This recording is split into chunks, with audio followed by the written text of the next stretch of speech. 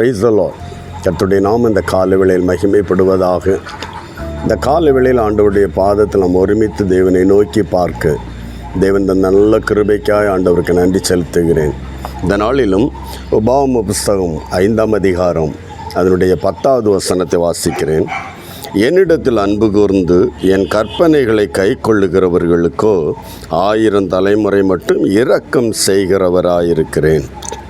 தேவனிடத்தில் அன்பு கூர்ந்தால் அவருடைய வார்த்தைகளுக்கு நாம் செவி கொடுப்போம். இதுதான் அதனுடைய முக்கியமான ஒரு பகுதி. தேவனை நேசிக்கிற தெய்வ பிள்ளைகள், தேவனில் அன்பு கூறுகிற ஒரு தெய்வ ஜனமாய் நாம் இருப்போமானால் நிச்சயமாகவே அவருடைய வார்த்தைகள், அது கட்டளைகளோ கற்பனைகளோ ஆலோசனையோ ஆமேன் எதுவாக இருந்தாலும் அந்த வார்த்தைகளுக்கு ஒரு தெய்வ பிள்ளை செவி கொடுக்கிறவனாய் கீழ்ப்படுகிறவனாய் காணப்படுவான். அல்லேலூயா. அந்த தெய்வ பிள்ளைகளுடைய இருதயத்தை காண்கிற தேவன். சிலர் கற்பனைகளை பயந்து ஆமேன் நரகத்துக்கு பயந்து கை கொள்ளுகிறவர்களும் உண்டு. சிலர் ஆசீர்வாதங்களுக்காக கை கொள்ளுகிறவர்களும் உண்டு. ஆனால் வேதம் என்ன சொல்லுகிறது தெரியுமா? இரக்கம்.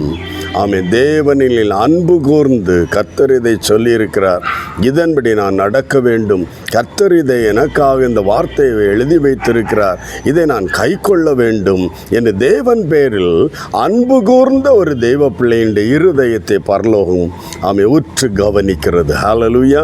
இரக்கம் என்பது பிரைஸ் காட் தகுதி இல்லாத அருகதை இல்லாத இடத்தில் தேவனுடைய கிருபையை பொழிய பண்ணுவது. அல்லேலூயா.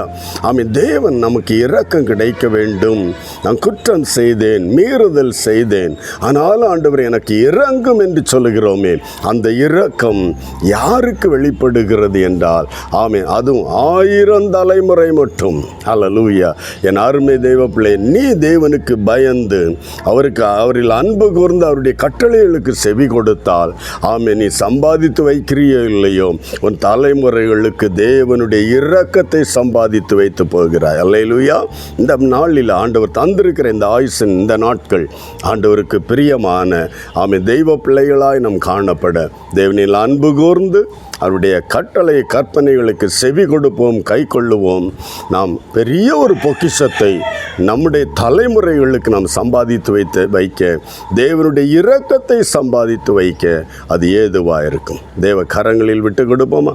ஜெபிகள். நல்ல தகப்பனே, இயேசுவின் நாமத்தில் இந்த நாளிலும் இந்த கரத்தில் ஆண்டவரே என்னோடு இணைந்து ஜெபிக்கிற எல்லா தெய்வ பிள்ளைகளையும் ஒப்பு கொடுத்து ஜெபிக்கிறோம்.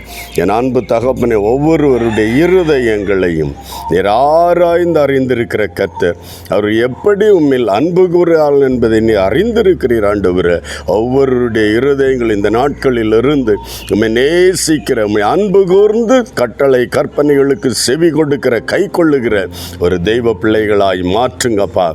ஒவ்வொருவர் மேலும் 1000 தலைமுறை மட்டும் தேவனுடைய இரக்கத்தை பெற்றுக்கொள்ளத்தக்கதான அந்த பாக்கியத்தை பெற்றுக்கொள்ள உதவி செய்யும். கர்த்தர் அப்படி செய்யப்படுறதுக்காய் நன்றி. ஒப்பு கொடுக்கிறோம் இயேசுவின் நாமத்தில் பிதாவே.